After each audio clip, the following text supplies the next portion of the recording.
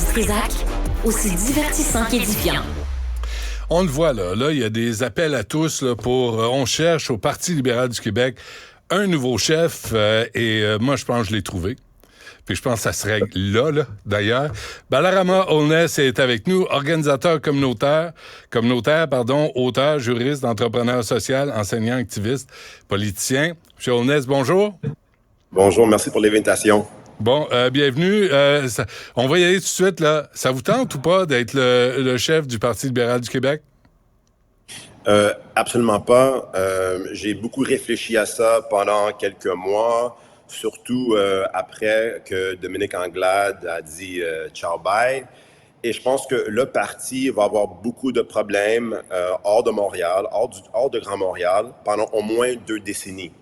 Le parti qui se disait le parti de l'économie, le parti du futur, je pense que la CAQ est tellement puissant et on voit Québec solidaire en train de avancer aussi que le Parti libéral hors de Montréal va pas avoir beaucoup de succès d'ici au moins, encore une fois, 2 décennies. Mais est-ce qu'on vous a approché? Est-ce qu'on vous a invité?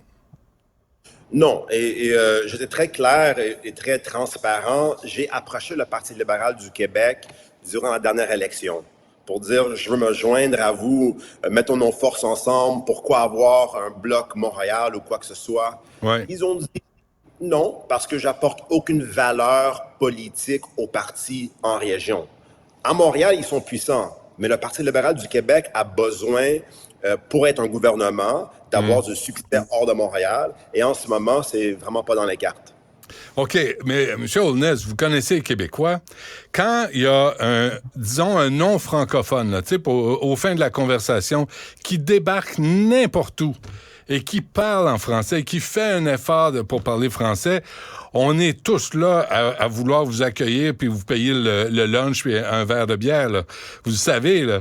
Il me semble que c'est ça, parce que le Parti libéral du Québec est très populaire, 40% d'appui chez les non-francophones. Vous êtes le profil parfait pour être le chef de ce parti-là. Mais je pense que les Québécois et Québécoises, parfois, on a des stéréotypes que la langue, c'est la seule chose, ou la souveraineté, c'est la seule chose, où est-ce qu'on va mettre notre vote.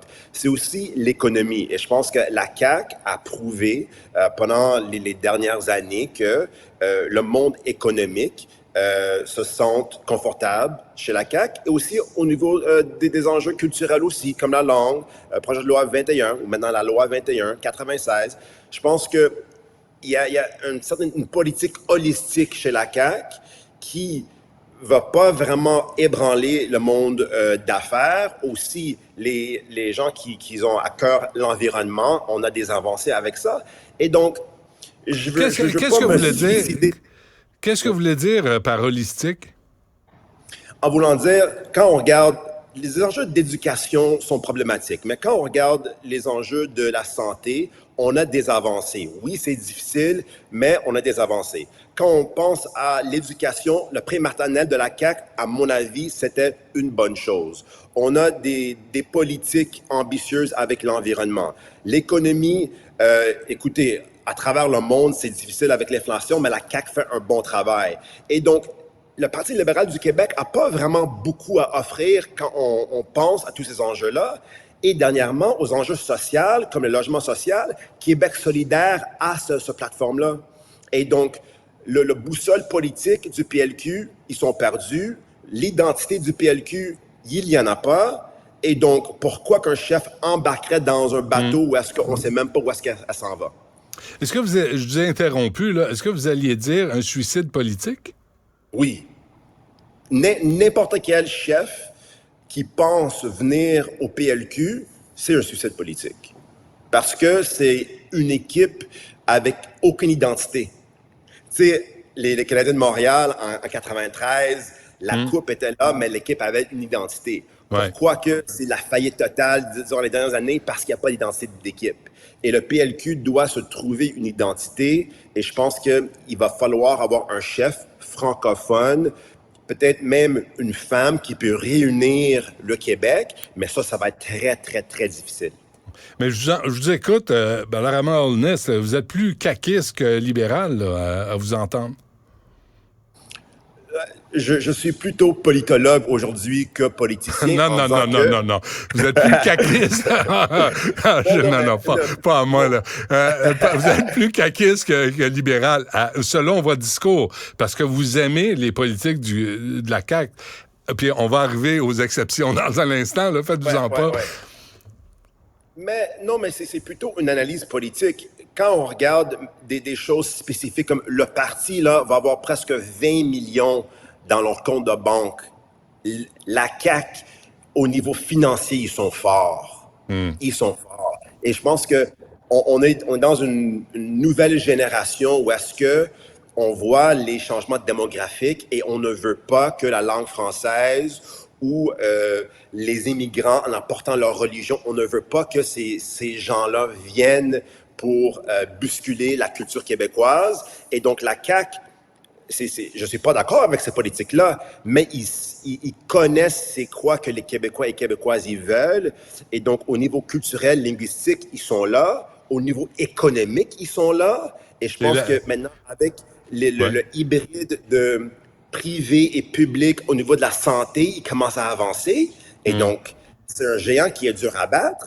Et le Parti libéral a absolument rien.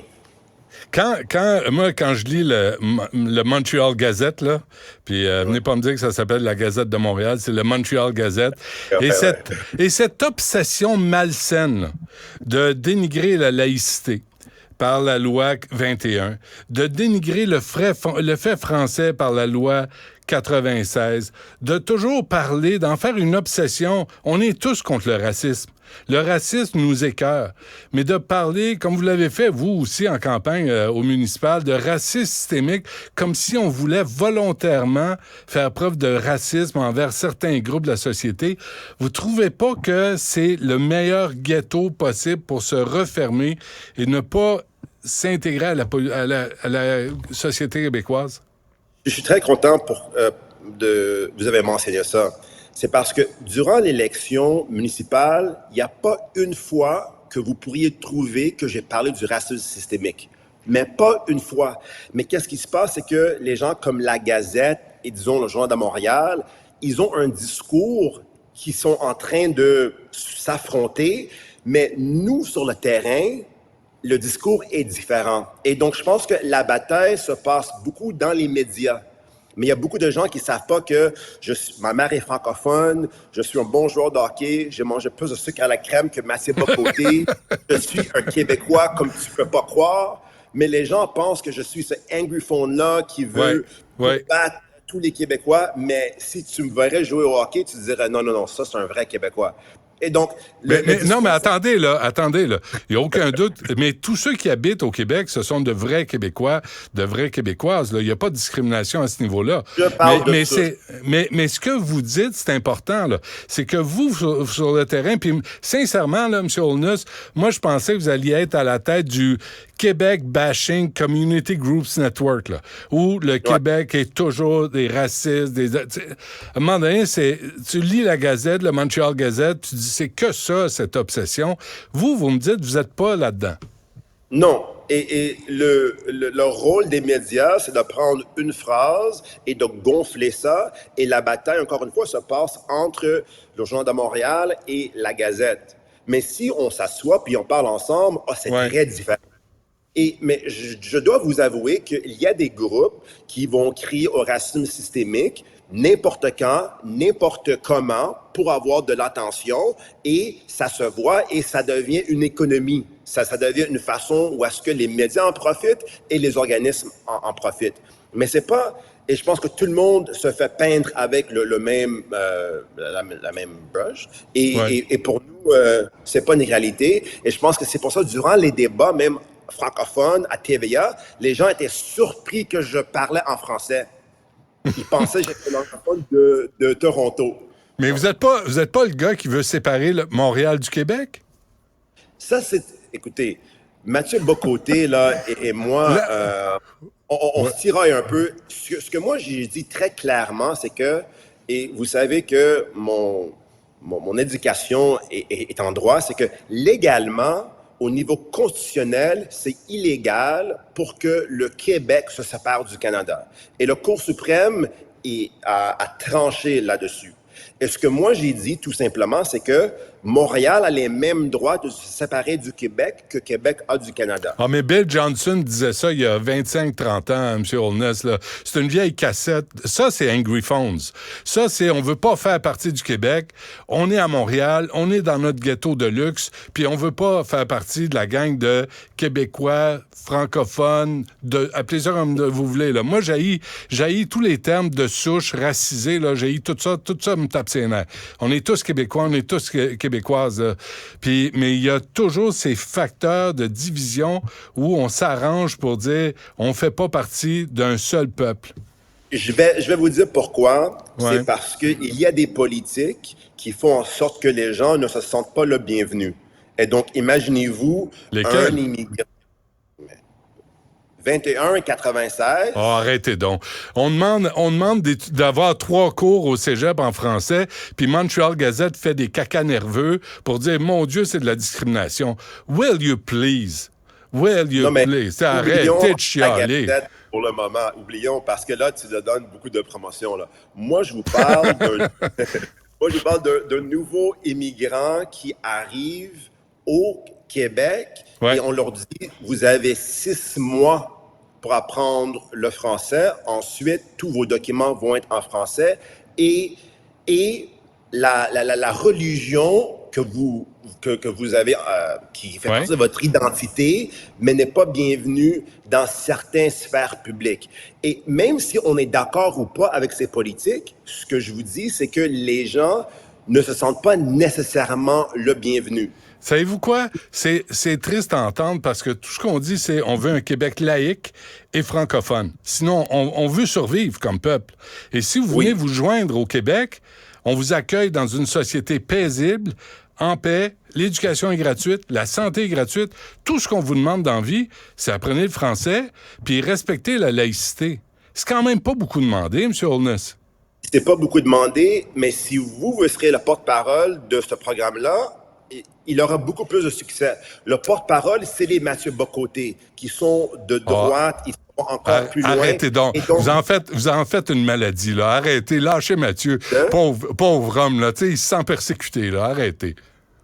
Il se sent... Non, mais lui est devenu le porte-parole de vos politiques. Veut pas, là, vous dites que...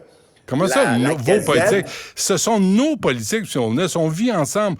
C'est un gouvernement dûment élu, puis la majorité des Québécois est d'accord avec ça. Là, on est en train de rentrer dans l'enjeu. C'est bien.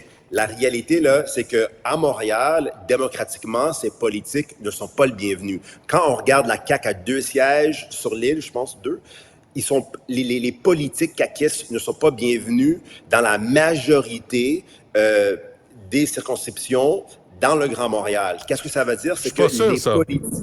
Oui, je suis pas sûr de ce que vous dites. Parce qu'il y a des gens là, qui arrivent au Québec, qui fuient les intégristes religieux et qui veulent avoir la paix avec la religion. Ils fuient et là, ils les retrouvent ici comme des militants, des activistes qui s'impliquent dans Québec solidaire et qui veulent ramener la religion à l'avant-plan. On n'en veut pas au Québec. Ça, c'est simple à comprendre. C'est simple à comprendre. Non, mais ce que je vais vous expliquer très clairement, c'est que si on regarde, que ce soit léger ou on regarde les résultats de l'élection dernière, c'est que la CAQ et les politiques caquistes à Montréal, ils sont morts.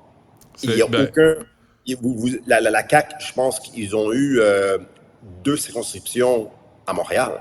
Oui. Et donc, c'est clair que les politiques caquistes, dans les territoires avec de hautes concentrations d'immigrants, de minorités et oui, mais ils arrivent. Ben oui, mais ils arrivent puis on les accueille au Canada. Faudrait peut-être commencer à les accueillir au Québec et ils vont comprendre c'est quoi la dynamique québécoise au lieu de penser que c'est une dynamique canadienne. Je suis d'accord avec vous parce que quand je vais à Toronto, il n'y a aucun esprit. C'est mort comparativement à Montréal et on doit s'assurer que nous protégeons le français et un bon français. Et ça doit commencer par ça. Payons nos enseignants et enseignantes 70 000 par année pour commencer, puis ça devrait augmenter jusqu'à 120 000 le maximum. En ce moment, les enseignants et enseignantes au Québec, ils sont les moins bien payés à travers le Canada. Je suis d'accord avec vous là-dessus. Nous parlons beaucoup de protéger le français, mais on a une pénurie pas juste de main-d'œuvre, mais d'enseignants et enseignantes. Nos écoles sont tout démunies. On n'a même pas de centre sportif à Montréal-Nord. Les jeunes ne sont pas engagés. Ils sont tous sur leur téléphone en écoutant TikTok et Instagram, qui est anglophone. Et donc, le gouvernement ne fait pas un bon travail pour franciser la population quand il vient le temps d'investir en éducation. Donc, en conclusion, M. Holness, pas Parti libéral, c'est un suicide politique de se présenter comme chef du Parti libéral du Québec. Pour n'importe quel chef. Même Denis Coderre. Hey, donnez-lui pas des idées, là, Denis. Laissez-le se reposer. Balarama Holness, un gros merci pour cette entrevue. À la prochaine. Merci.